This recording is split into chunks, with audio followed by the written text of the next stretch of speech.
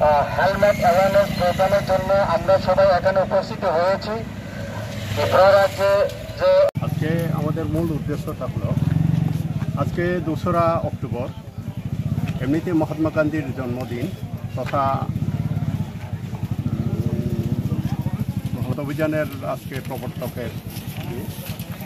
যারা আমরা আজকে মূল উদ্দেশ্যে আরম্ভ করেছি যে সড়ক দুর্ঘটনার থেকে যাতে এড়ানো যায় এবং যারা দ্বিচক্রযান ব্যবহার করে ওদের মাথায় যদি হেলমেট না থাকে তাহলে ওরা বাড়িঘর থেকে বের হওয়ার পর সুনিশ্চিতভাবে বাড়িতে ফেরার জন্য যা যা দরকার সেই হেলমেটটা ব্যবহার করার জন্য আমরা সবাইকে অ্যাওয়ারনেস করার জন্যই এই র্যালি করে।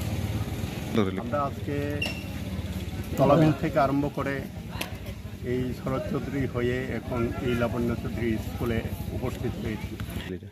র্যালিটা বিশেষ করে যারা যুব সম্প্রদায় আছে, আমাদের ভবিষ্যৎ যাদেরকে আমরা বলি, এবং আমরা যারা এইজেড আছি ওরাও যারা বাইক বা দ্বিচক্রযান যারা ব্যবহার করে ওদের সেফটির জন্য এবং পরিবারের সেফটির জন্য।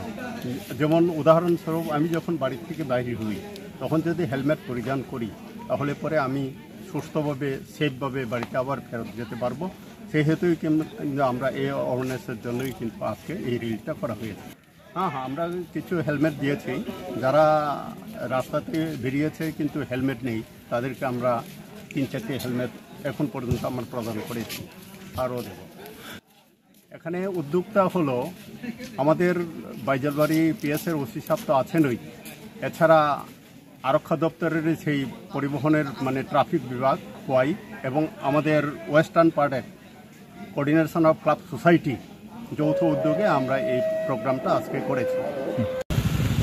রোল মোটরে বাইক চালায়, বাইক চালাবো, ওভারটেক করতে লাগবো, এই হলো মূল উদ্দেশ্য। আমি এখানে যারা পার্টিসিপেট করছেন তাদের মাধ্যমে সবাইকে জানাই ইচ্ছা প্রকাশ করছি যে আপনাদেরকে দেখে এরিয়াতে যারা বাইক চালায় তারা যাতে আপনাদের কাছে একটা অনুরোধ থাকবো, যখনই আপনারা দেখবেন এরকম অবাধা করে এদেরকে আমাকে বাধা দিবেন, বলবেন ট্রাফিক রুল বাধা নিয়ে বলে হেলমেট ছাড়া যাতে কেউ বাইক চালায়। মেন উদ্দেশ্য